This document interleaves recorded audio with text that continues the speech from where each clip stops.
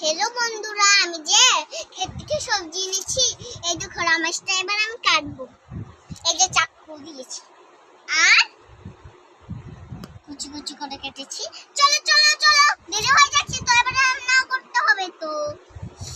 হাতটা কেটে গেল রে বাবা। কি রান্না করছো তুমি আজকে? আজকে চা বানিয়েছি সকালে, ঠামিকে দিলাম, ও খাবে। আর আঙ্গুল পড়ে গিয়েছিল, তাই একটু ব্যান্ডেজ দিয়েছি।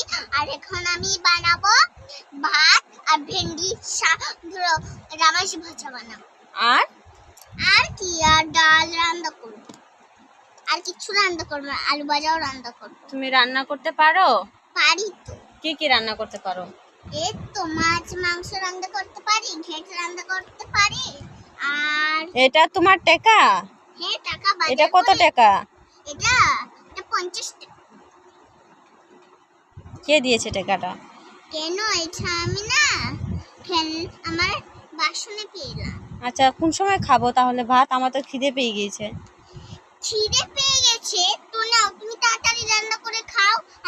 আমার রান্না হতে একটু দেরি লাগবে তো। কেন?